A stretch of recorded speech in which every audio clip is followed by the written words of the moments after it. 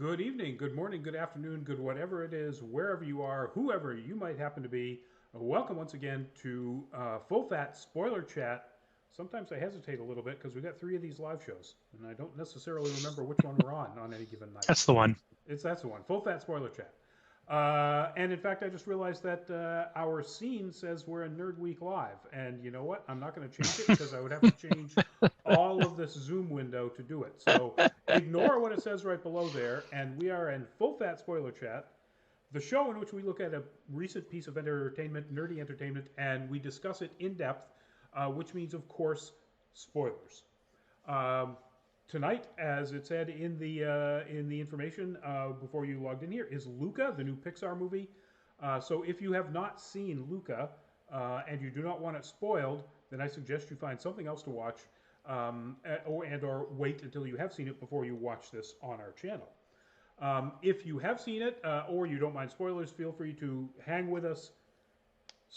Let us know in the comments what you think about our opinions of the show, your own opinions of the show, Pixar in general, the world in general, and whatever. Yeah, just let us know. I'm Rodney Brown. I'm the editor-in-chief of Nerd Caliber, first-person shooter on Facebook, as a cosplay photographer, Burley_adopter on Twitter. And joining me tonight is, God, I want to just, your shirt is kind of blending into your beard really well there, dude. Is Greg, if you would introduce yourself.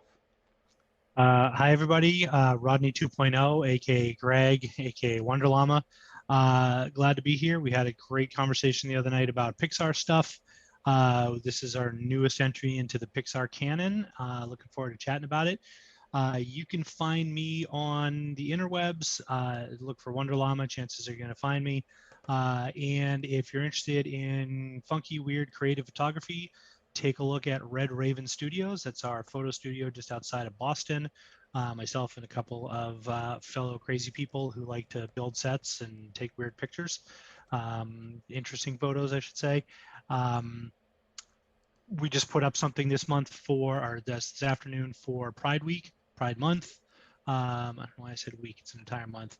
That was a little time in the making, but we're pretty proud of. We did a cool body painting pride flag with some people from bi, ace, queer, straight, allies, you name it.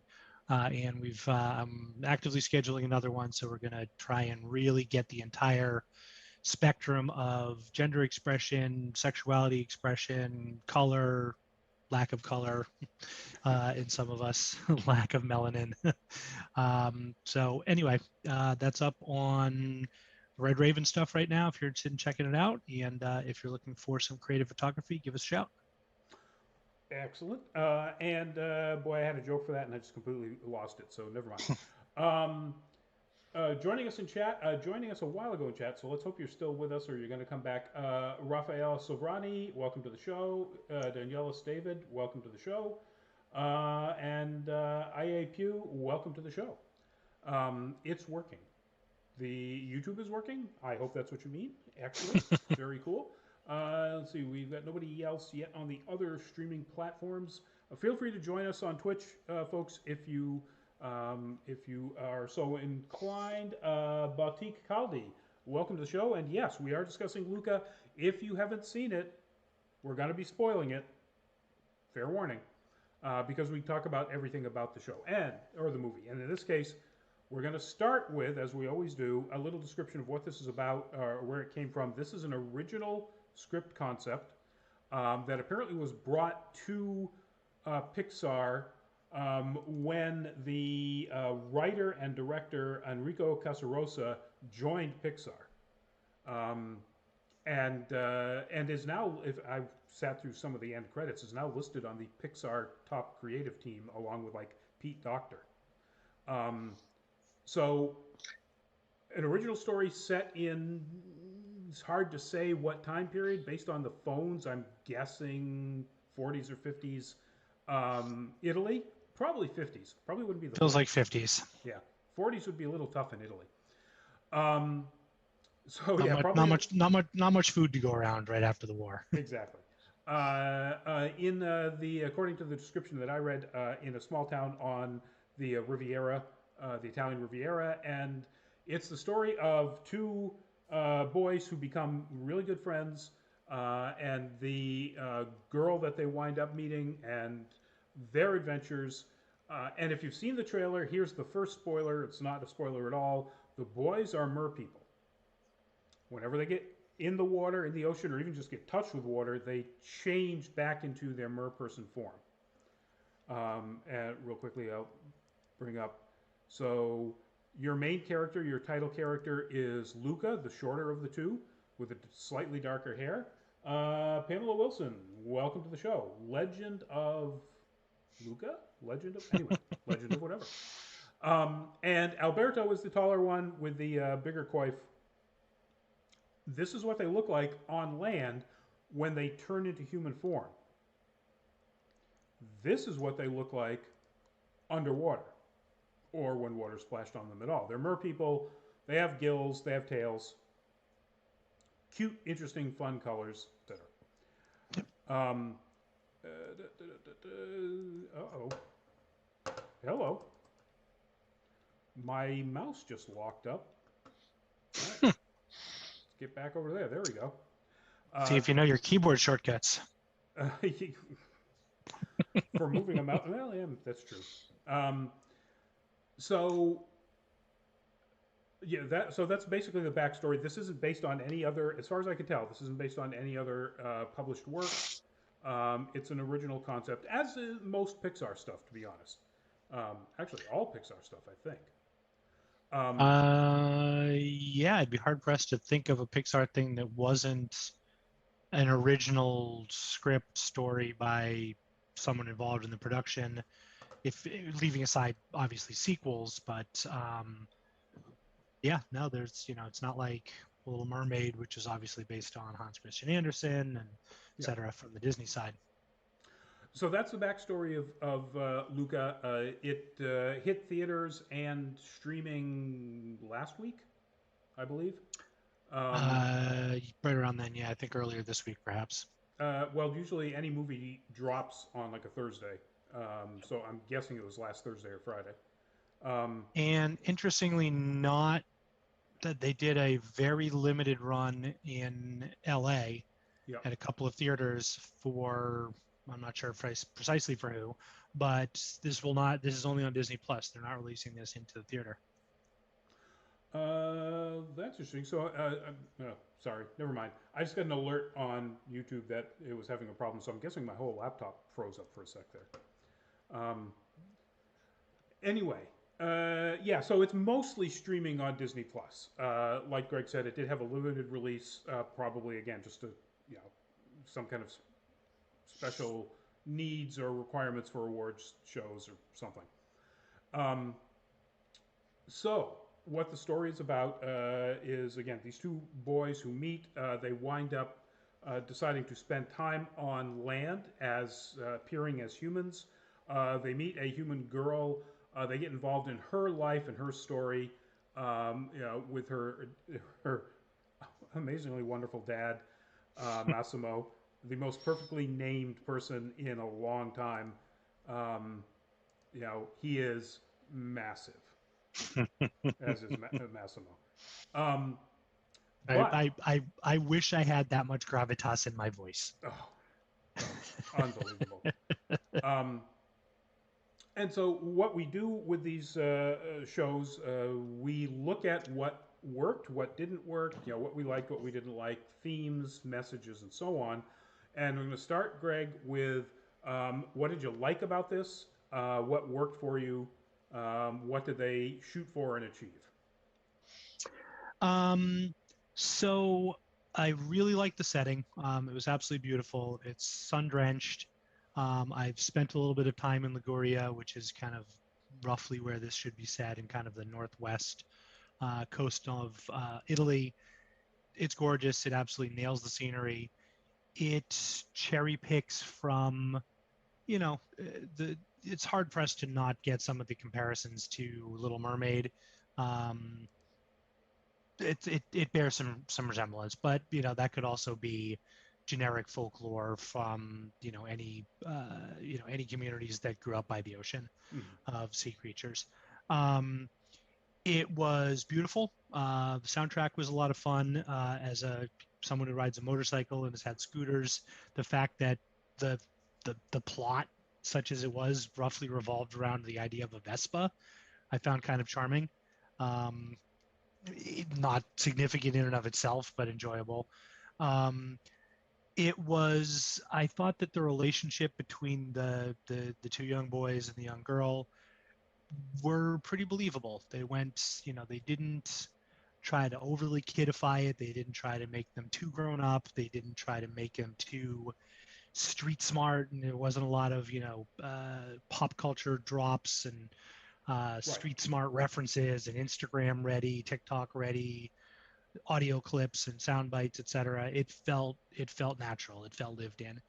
Um, the ending was, I thought it was quite good. It was probably the emotional highlight of the entire movie.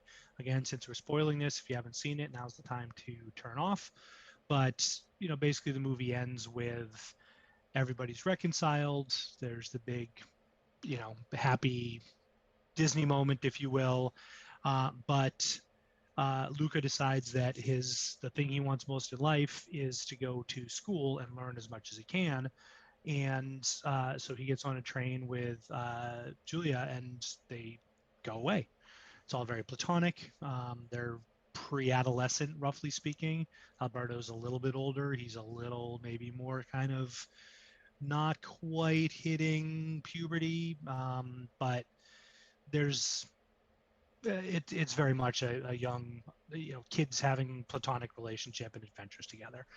Um, the undersea world was beautiful, really, really well done. The fact I love Jim Gaffigan and Maya Rudolph as Luca's parents. They did a great job.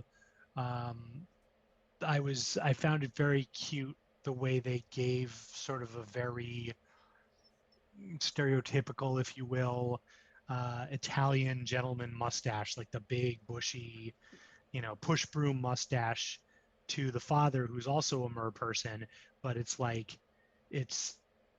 seagrass or Yeah. something. It's growing out of him, and it's like green, grassy, mossy stuff. Obviously not hair, but it was a nod to the very from the 40s, 50s, 60s. That very Italian bushy mustache that a lot of guys had.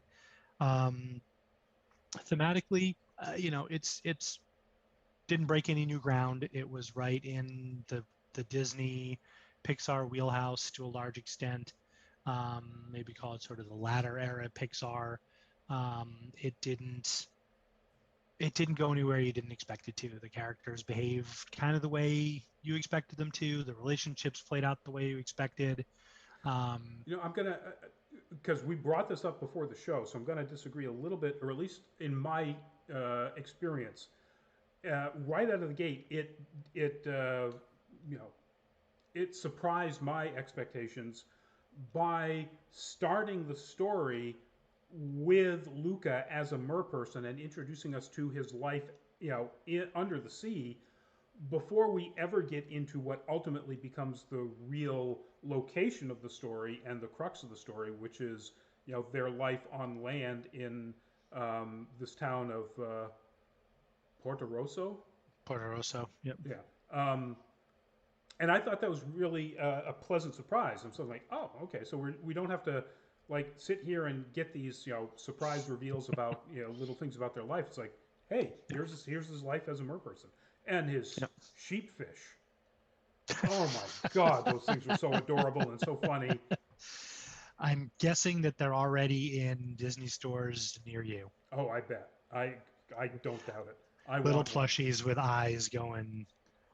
Um, and Now, bleeding. interestingly, I had kind of the opposite response, that I think largely based on the trailer, because the trailer was cut with them in human form, and it's only towards the end of the trailer that they dive into the water, and it's the reveal there is, oh, it's people form. I mean, excuse me, they're mer people. So I think my expectation was that it was going in that direction, and that the mer person part was going to be more of of a reveal, more of a twist, more of a, an angle to things. Um, Later in the movie, as you might expect, they're revealed as mer people. There's quite a few clever scenes with water getting on them where they have to throw a blanket or get an umbrella to stay out of the rain. But as you would probably expect from a Pixar Disney movie, it comes out that they are mer people. Villagers are afraid of them. Um, so that was kind of the big reveal. Again, not terribly surprising, but effective Yeah. for all that. So I think it was based. My expectation was based on the trailer. I think I might have enjoyed it a little bit more if it had been that, like, oh, they're people. Oh my goodness, they're actually mermen or mer boys or mer people, whatever the appropriate word is. But it didn't detract from it. It just wasn't quite what I thought was happening. Yeah. So for me, I agree with almost everything that Greg has said. It is beautiful. They did an excellent job of capturing that particular kind of reflected soft light that happens in those parts of Italy, particularly along the coast. You know, this is a sort of thing that's coastal almost anywhere, but particularly on areas of the world where the sky is usually and the air is usually really clear, and you've got a lot of mountains coming up right off of the coast. You know, your views are eternal, and the light, because so much of the ocean is always reflected, or the light is reflected off the ocean. It's bouncing off of all of the, granite or probably limestone cliffs around you and so on. It's a different look of light. And they do a really good job of capturing that. They do a great job of capturing small coastal Italian cities in that area, or towns in that area, as far as I know, based on what I've seen from Rick Steves' shows, because I've never been. Um, but it certainly looks like, what I've seen in those places. The paint on the buildings, the chipped plaster where you can see the brickwork underneath the buildings, and and some of the more damaged Yep. buildings, all just they nailed it. The Yep. character designs are really cute. I don't know if there's any other way to describe it. Um, in this shot here, you've got Alberto, Luca in the middle, and Julia all at the table where her dad Massimo has just made them his specialty pasta. Um, and you look at the characters; they they don't quite have the same Pixar feel that you normally would expect. Maybe a little bit like Soul. I mean, I can see some of the, like in the mouth shapes and expressions and so on. I can see a little bit of the characters in Soul, um, but it just has a little bit more of a maybe throwback. Like Luca kind of looks like Davy, from the old claymation, and which somebody my age, that's wonderful. Chances are nobody out there's Does gonna. does that make Alberto Goliath? Luca. Okay, Davy, let's get a Vespa. um, I thought the story was fun. I thought I saw this. I called it charming. Um, I saw this in somebody else's review headline, whimsy. This is a story full of whimsy. Um, and that makes it charming. It's a charming, fun watch. It's roughly 90 minutes. It doesn't overstay its welcome. It also isn't a fast rush through to the end. 90 minutes is like perfect length for it. Anything longer probably would have started really showing where some of the slow scenes are a little slow. Um, the voice acting, as Greg has already mentioned, with Maya Rudolph and Jim Gaffigan as Luca's parents, is wonderful. But all of the voice actors, Alberto and Luca are really good. Luca is Jacob Tyler, Jacob Tremblay, Jacob. Yep. and I don't really know much of anything about his work. He's been in some. He was in Room. He was the kid in Room.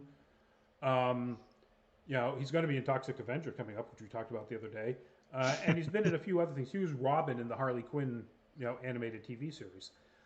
Um, the other young actor is Jack Dylan Grazer, and if you're a nerd, you remember him as Freddy, Billy Batson's best friend and collaborator, basically in Shazam.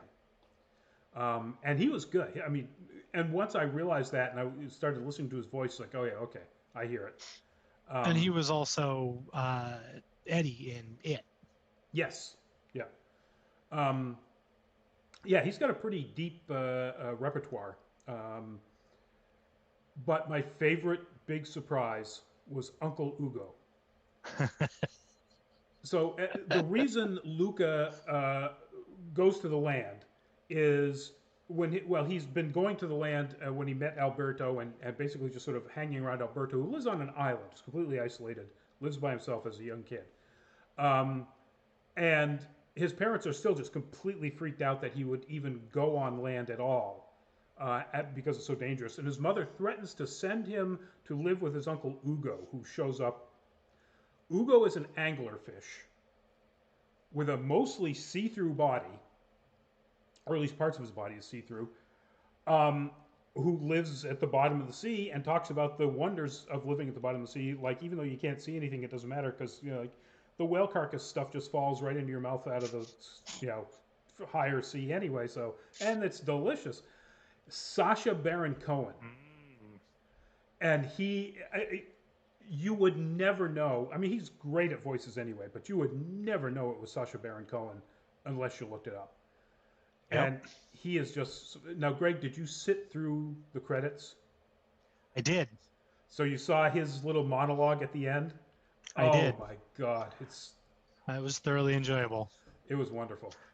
They Um, could do Pixar shorts. They could give him an 8-minute short with just weird stuff that Sacha Baron Cohen does at the bottom of the ocean, and I would watch the hell out of that. and it's Sacha Baron Cohen, so he just made all of that up.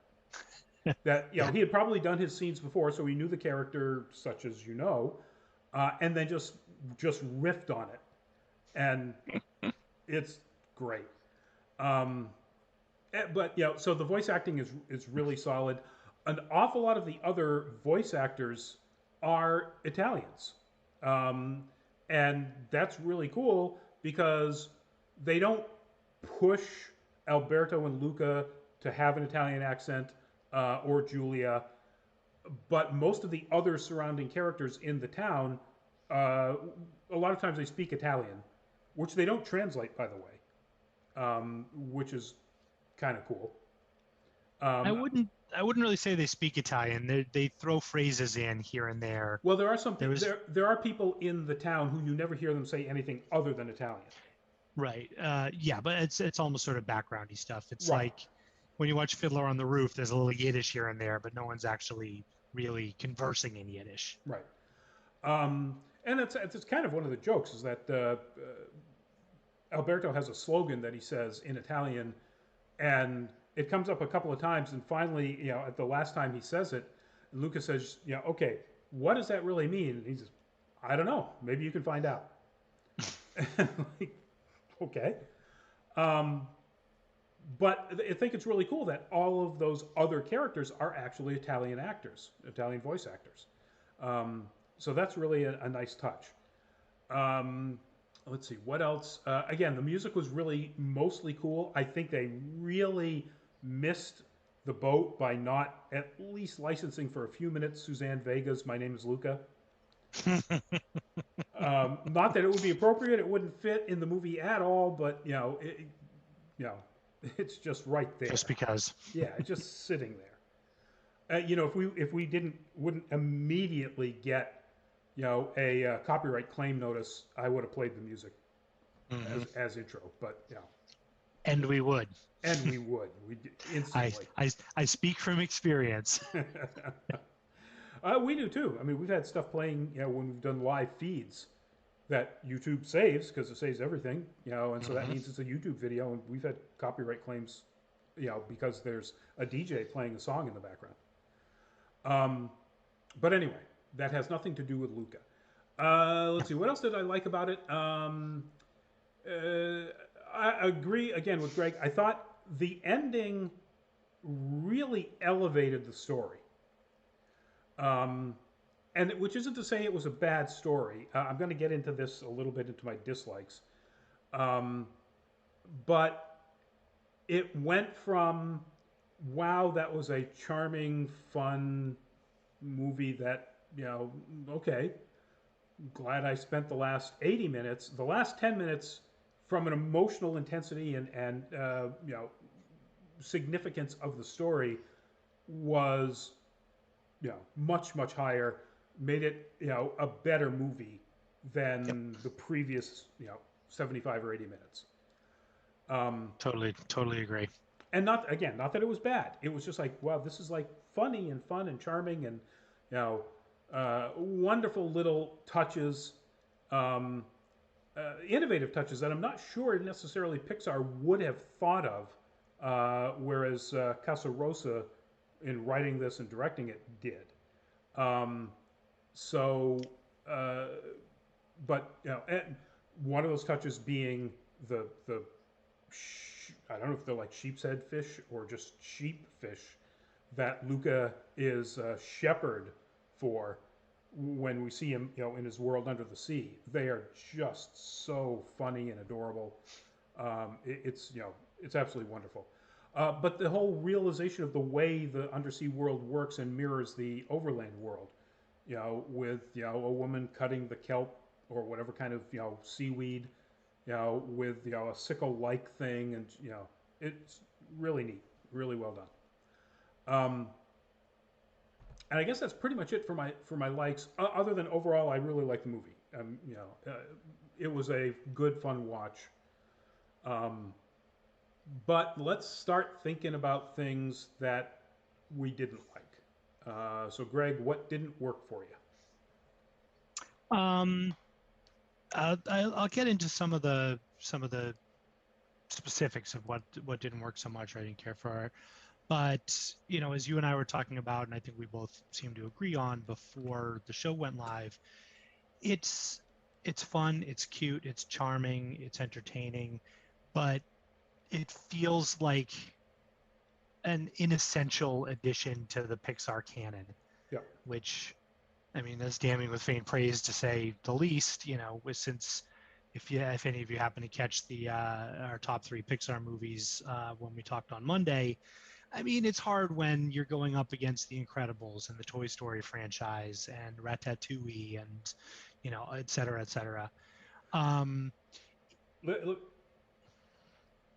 I just realized that this is, from my standpoint, the reason why it doesn't elevate itself up to that level is that it is like Ratatouille in the sense that there aren't typical Pixar stakes for the characters in this movie, or at least they're not presented in the way that makes them feel intense.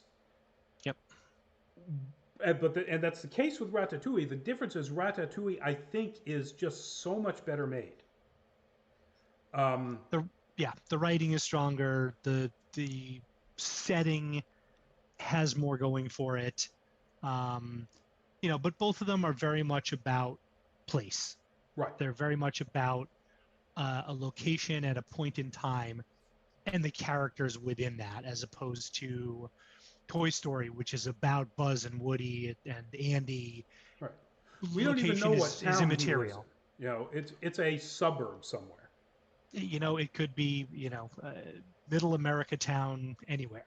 Right. Um, so yeah, it felt lightweight by comparison. It didn't have the same stakes is a great way to look at it. There really weren't any stakes. The emotional core comes from the fact that it's slowly revealed that Alberto's father, not a Disney movie, so he's not dead, but As far as we know. he basically abandoned Alberto many years ago.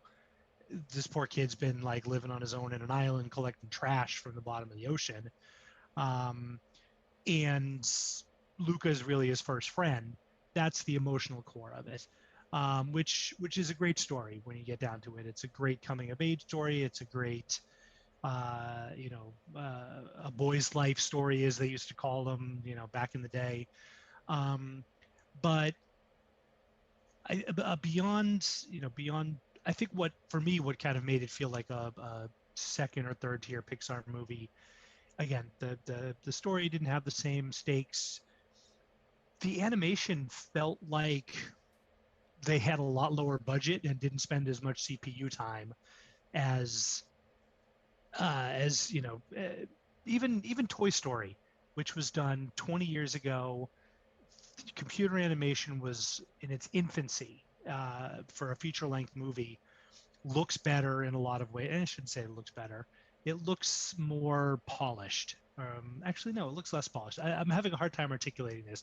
Luca looks extremely polished. Every little bit of wave looks perfect. The reflections, the sunlight, the dappling, everything looks perfect. Yep. I think the thing that I kept thinking was this could be a DreamWorks movie. Yeah. This could be exactly. an entry in the Madagascar series if they were penguins instead of people. That's what I was going to use as my comparison. This is a DreamWorks version of a Pixar movie. I think what you're trying to get at is the direction. It is directed competently, well even, but not genius level, like a Brad Bird, or even a Pete Docter, or a Lasseter. The three heavy hitters, at Pixar. Or Andrew Stanton. Hmm? Andrew Stanton. Stanton, yeah, Yeah. yeah, absolutely. Um, and so it comes across as being as solidly directed as any DreamWorks movie. But we're used to more than that from Yeah. Pixar. Um, and I think that's what you're getting, because you're right. The Yeah. animation, is in fact better than the original Toy Story. Um, in an animation where nothing has to necessarily be realistic, um, they don't have water this realistic in like alleged live action movies that have to animate water. It's just beautiful. Waterworld. Yeah, yeah. Um, yeah, so I agree. Yeah. And that's my take on. I think what you're trying to get at is what the difference is direction. Yeah. I think there was, it felt like there were shortcuts in a lot of things as well. There's scenes underwater where they're swimming away, and you can tell visually they animated the person swimming and they separately animated the surrounding water area and put them together, so it doesn't meet up as a single cohesive element, which I think is why DreamWorks doesn't tend to spend as much money on production, which is, I think, stuff like that is why I drew the comparison to DreamWorks. Also, the direction and story as well. Now, I'm going to sort of play devil's advocate for them, and again, you sat through the credits, so you saw this. It was that Luca was written and conceived at Pixar's whatever it's Pixar Animation Studios in somewhere in California, um, and executed in our pajamas all around the Bay Area. Yep. So this movie was made at home. This was made during COVID, during the shutdown, the lockdown. It was made in a distributed network, which often happens to parts of movies, but the actual core of it, when it's finally put together, and you've got people in an office where a director or an animation director can walk up and say, that compositing is not quite right. We need another Yep. layer with more action to bring three of them together and just two of them looking separately. Yep. So I'm going to give them that. This was made, like they said, slippers is what they used, in their slippers, in places all around the Bay Area. So. Yep. I think the character designs were cute, but for me they bordered on cutesy. There's a very Dora the Explorer in 3D computer animation look to everything. Yep. which I think speaks to the fact that this is geared more towards sort of a tween audience than the more typical or perhaps the earlier Pixar stuff, which was very, if you're 5 or 50 or 70, you can watch it and you're going to enjoy it. I don't see my parents enjoying this one the way they would Toy Story or, The Incredibles or something like that. Um, but otherwise, yeah, I mean, I think the other thing that bothered me a little bit was that the story was kind of generic. There weren't a lot of surprises, right down to the Gaston knockoff in Hercule, the tough guy man about town. I own this town. You're all my peons. Let's use that instead of the B word I was thinking of. Um, strutting peacock who gets his comeuppance in the end. That everything felt telegraphed to a large extent, and it felt like it was kind of written from a generic playbook to a certain extent. Again, it wasn't trying to be the great American novel, so that's fine. It's not, if you're a 10-year-old or a 12-year-old watching this, you're not looking at it and going, man, there's not really a whole lot of Aristotelian unities going on here. There's, the characters don't really have the hero's journey and the arc of blah, blah, blah. No, that's just us crusty old film critics talking about stuff. But I would have enjoyed it more if there'd been something a little different, a little more unique, a little off, out of the playbook, a little further out of the playbook than there was. Yeah, I agree. I think that.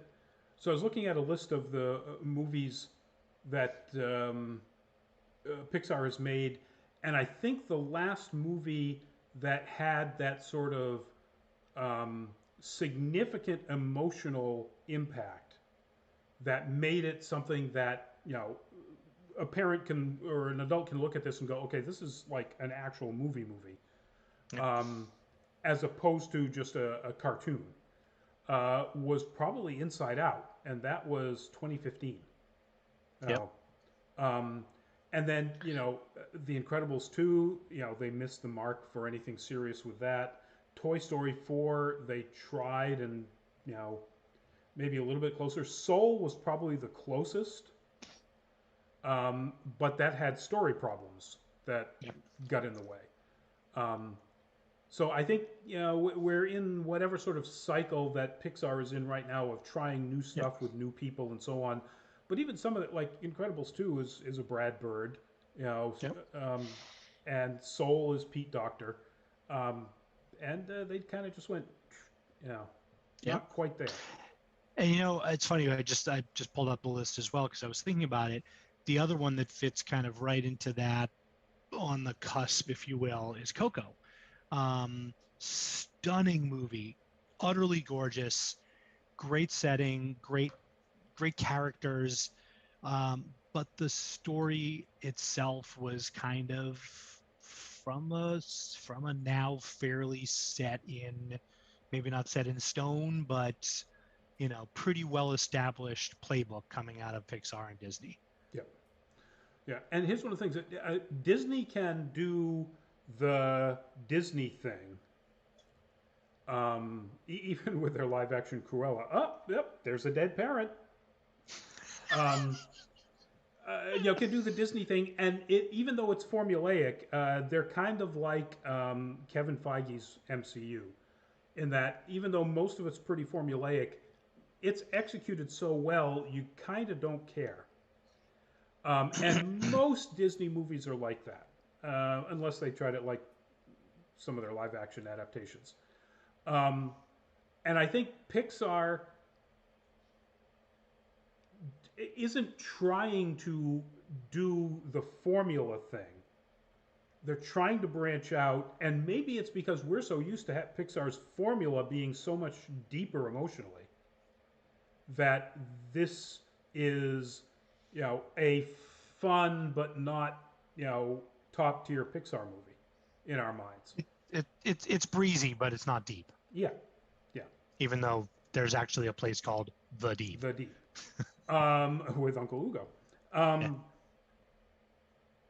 Yeah, so I think I kind of touched on a lot of my what didn't work as well while we were talking.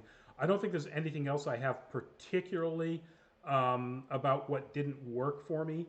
Yep. Um, uh, Aside from what is essentially a lack of any real villain. The villain of this movie is prejudice, is bigotry. In Even in most Pixar movies or in Disney movies, that becomes personified in a person, so that you can hate them and hate bigotry or prejudice through them or whatever it is that they exemplify. Um, Gaston, misogyny and bigotry as well. It's hatred of anything different. In this case, the beast. Um, what the heck's his name? The villain, the bike racer. Hercule. Hmm? Hercule. Ercole.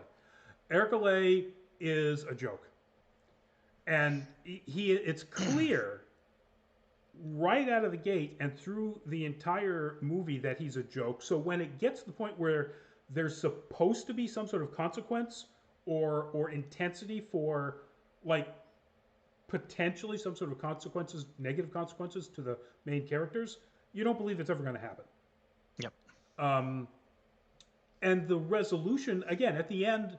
So the why the movie's ending is so effective is because it's actually the ending of the real emotional story of the movie, which is the ultimately strained and then reunited relationship between Luca and Alberto, two uh, two boys who have two completely different worldviews, but come together to try to do something that has sort of the same goal.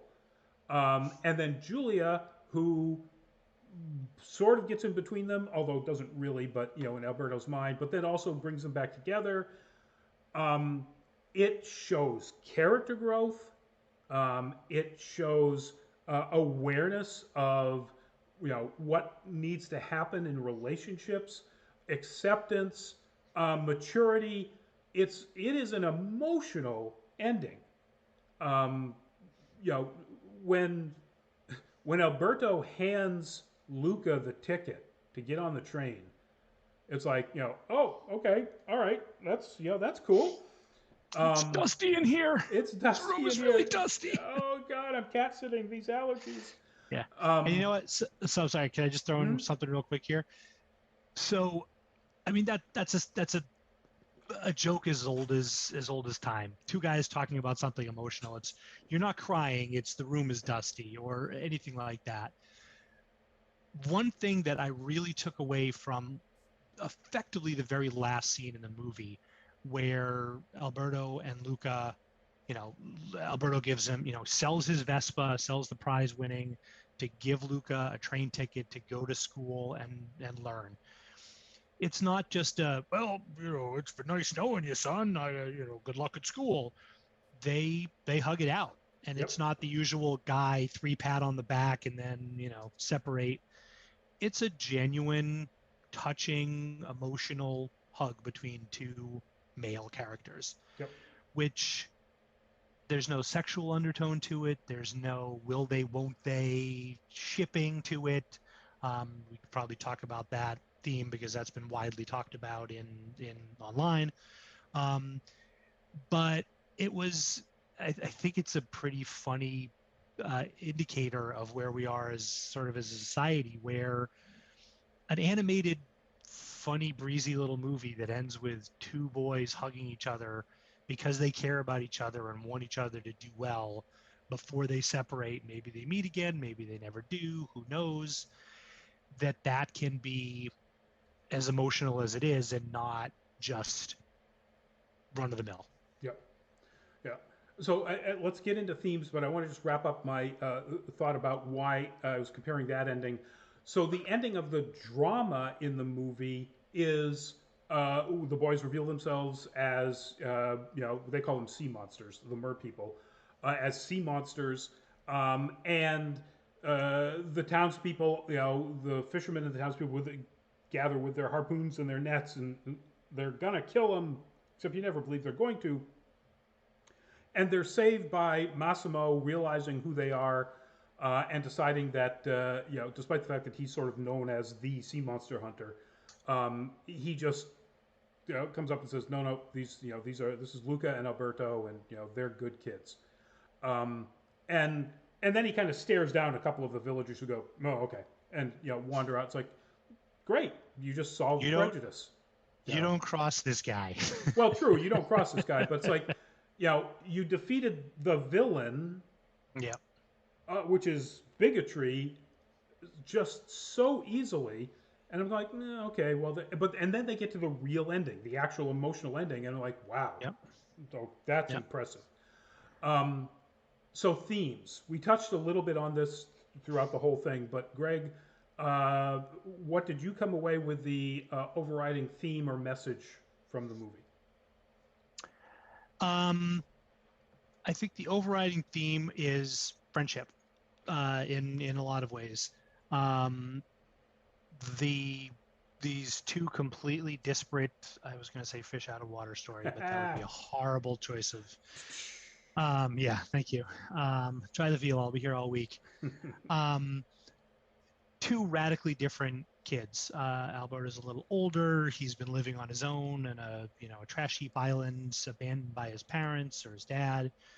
Luca, on the other hand, has what appears to be a loving, strong, family unit with parents and a grandparent and an uncle. Um, a little protected, a little sheltered. You know, it's almost. It just occurred to me. It's almost Grease. It's almost John Travolta and Olivia Newton, except for the romantic aspect of it. Yeah, The diametric opposites. and Luca doesn't have to turn into a slut at the end to appease True, Alberto. exactly. But they Alberto actually, I think, changes more to once he realizes what Luca is all about. Um, because there was a couple of scenes towards the middle where the tension starts mounting, where Julia's kind of, you don't want to call it a love triangle because it's not, but Right. Luca and Julia discover this shared love of astronomy and learning in general. And Alberto is clearly more of a, he wants to work on the docks. He wants to, help Massimo, catch fish. So there's that tension because they've got different ideas, and suddenly it's, well, you want something different, and we talked about doing this. And for a while, Alberto is really a jerk. Yep. He gaslights Luca in a couple of scenes. Yes, Um, but then Luca does an amazing heel turn. That shocked me. Big time, big time. So I'll keep talking on my thing, Rodney. You can catch up on that one in a minute. Um, yes, there is some stuff on both sides. It's not all one sided, but there's definitely that sort of cathartic, well, we were both kind of jerks here for a while, and we come from different things, but we're still good friends. Um, I like that theme. I've had similar situations in my own life, different friends over the years.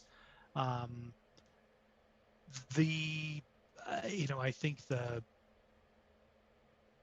subtext theme that I've seen written about a lot online is this a sort of subtle, maybe not subtle, maybe very subtle attempt by Disney or by Pixar to have a gay male relationship?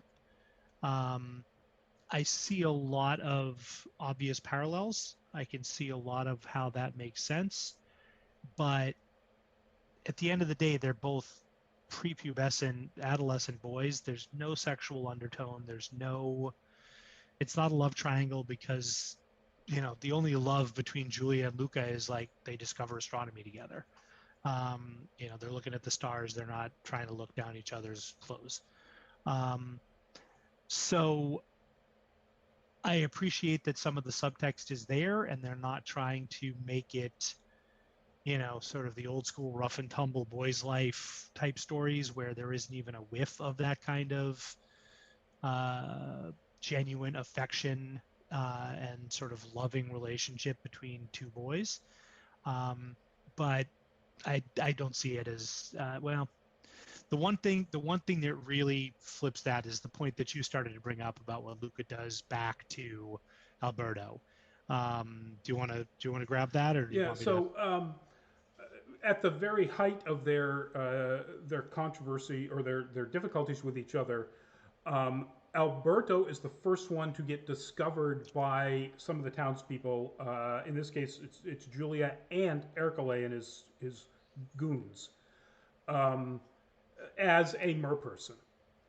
Um, and he's just off the rocky beach in the water, and Luca and Julia are standing next to each other on the beach. So Luca is still in human form, um, and Julia, having no idea what these the fact that they are both mer people in their non-human forms, you know yells and, oh my god, it's a sea monster, and Ercole goes, it's a sea monster, and then um, Alberto looks at Luca and says, Luca, and Luca goes, it's a sea monster, and just betrays him, denies him, and betrays him. And very quickly within the story realizes what a terrible thing he just did to his best friend. And there's a significant, I mean, not a lengthy period of time, but a very significant short amount of time where they go through um, Luca trying to get back on Alberto's good side, and apologize enough so that Alberto can forgive him for what he did. Just saying, I forgot to say welcome Vinicius Ramiro, oi back at ya, and Gabby998, hola. Um, Hola. and again, we're talking about Luca. We're right in the end parts of it where we're talking about themes and messages. And so if you haven't seen it, you probably don't want to listen. I don't think we're going to spoil too much at this point anyway.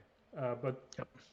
um, so yeah, so that's where his heel turn, or that's what happens where Luca becomes a very human, flawed character.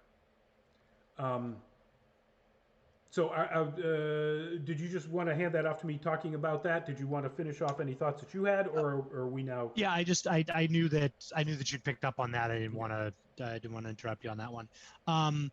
So that very much factors back into the, if you're trying for subtext, as whether there's gay subtext here. Um, that is one of the bigger elements of it. I mean, obviously the real subtext is, you know, for a lot of gay people, you have to code switch. You have to play straight in a lot of circumstances, and it's only when you're in, certain groups of people, certain locations, where you can be your authentic self. Otherwise, you have to put on this persona for the straight world. Um, so analogously, they're mer people, but they want to exist in dry land. They have to put on this very human front and code switch as human. Um, so you can certainly draw some parallels there. But specific to that point is that it's not at all uncommon in situations where one person is out, the other person is closeted, that the closeted person will say, "No, you're gay," and I don't mean that as a schoolyard insult, literally in the sense, um, as a way of deflecting attention from themselves and how they feel about whether they're ready to come out of the closet or not. Um, Again, prepubescent boys, it's reading a lot of stuff into it that's very subtext, if anything. This is not call me by your name. This is not, this is not this is not Brokeback Mountain, um, obviously. But there are some definite subtle analogies, that's not a word, Analogies. analogous bits of subtext that make it fairly, you can read into it that there's gay subtext involved. Yeah. Take it for what you will. Some people will look at that and say absolutely. Some people will say you're crazy. That's the beauty of art. It's very subjective. Yeah. So I agree. I think that so the larger message is prejudice and bigotry, Yep. and it's done in such a way that you can take what the subtext of this movie and apply that to whatever whatever minority group that is being subject to prejudice and bigotry that you want to. The fact that it is that they are a group of people that can appear as something that they're not necessarily. Well, actually, that's not true. They are when I mean when they're appearing as human, they're human. You know, Yep. um, makes it easier to read the subtext as this being specifically about prejudice against gay people or trans or whatever other particular gender or sexuality related topic. Or Um, just other. but that's just it. I think it applies broadly to just other. I mean, you could absolutely just as easily transpose, the struggles of gay people today and throughout history in this movie, the subtext of that, with the struggle of Jewish people in Spain, at the end of the Reconquista, where you literally had to lie and say that you were a Christian, and then if you were of that kind and brave enough, go hold Take actual. communion.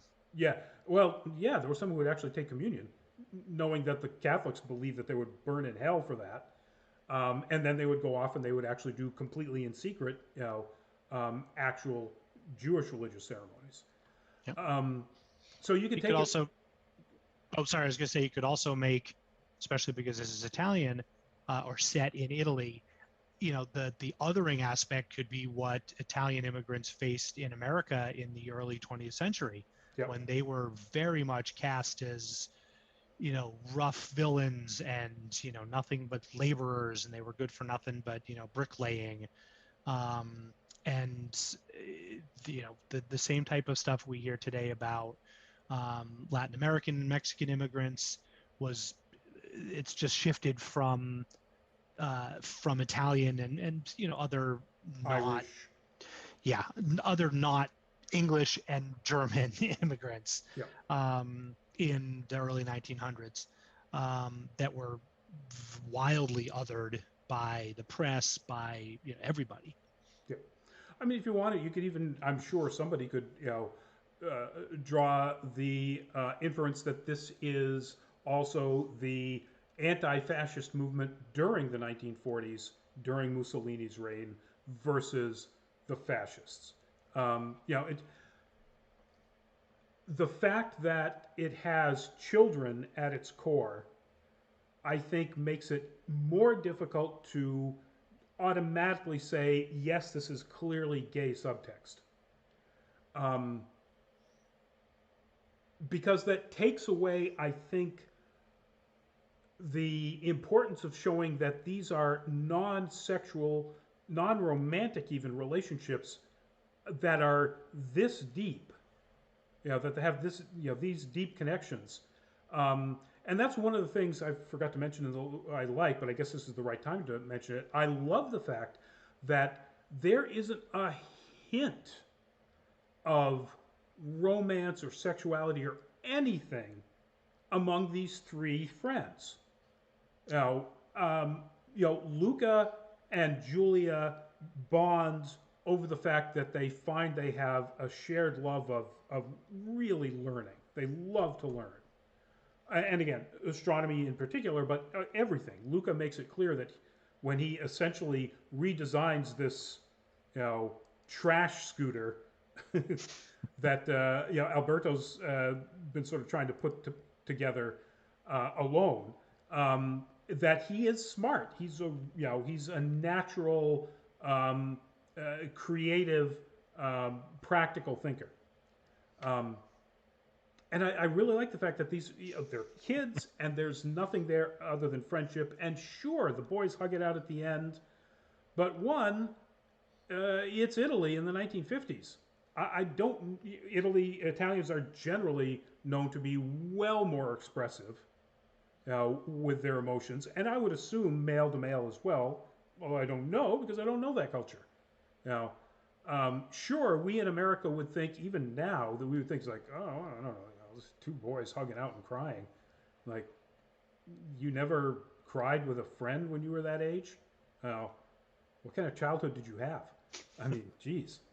Um, but anyway, so yeah, and then I think that the more direct message is relationships in general need work, and friendships in particular need work, and they're worth working on. Now, and that comes across in Luca's relationships with his parents and his parents' relationships with him. His relationship with Alberto, all of their relationships, both of their relationships with Julia, um, uh, you know, their relationship with Julia's dad, Massimo, who was sort of a surrogate dad for them by that point. So, yeah, that's my take on it. Really broader level, it's about bigotry, and you can read into that almost anything you want. Sure. And more surface level, it's about relationships, particularly friendships, and the challenges and the work that's required to make those work. But as we said, Paige, welcome to the show. We didn't say that, but Paige, welcome to the show. Um, and we're just wrapping up, Paige. So uh, before the show, Greg and I went, yeah, it's just one movie and it's just the two of us. This will be quick. And now that it's an hour later, it's time to stop. And it's not even a deeply consequential or heavy hitter as far as Pixar goes. But yeah, once we got into the aspect of bigotry, intolerance, the thing that popped into my mind when we were talking about that, the only thing that Urkelay, the kind of cartoonish, you can't even call him a villain. He's uh, what they call in Italy a braggadocio. Yeah. He's just he's a wannabe tough guy. He's got some hangers on.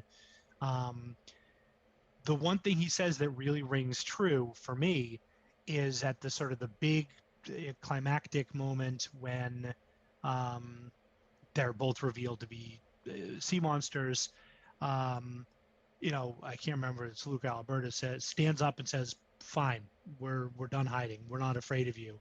And Urkelay says, "Yes, but we're afraid of you." Um, Yep. that I mean, talk about Little on the bigotry and nose. intolerance. Very on the nose, and you could pick several different noses upon which it might be a little. Pardon my tortured English there, but that really, that is the at the core bigotry and intolerance. You're Yep. different than me. That makes me afraid.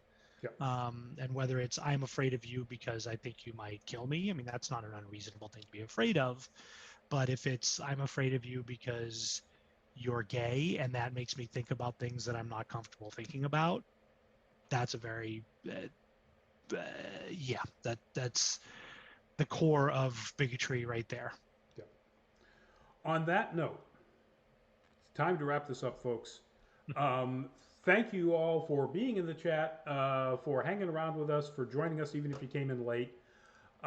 We are going to be back on Monday with Anime Octane. We're going to be talking about the movie Demon Slayer Mugen Train, which was out in theaters a while back, but finally dropped on Funimation.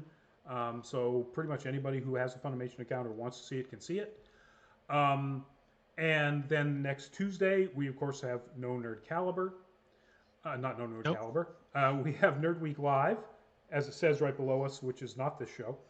Um, and that is, of course, nerd news that has happened since the last show, which was Tuesday. So stay tuned for that on Tuesday, 8 o'clock. 8 o'clock for all of our shows, by the way. And our next Thursday show is, MODOK, the Hulu series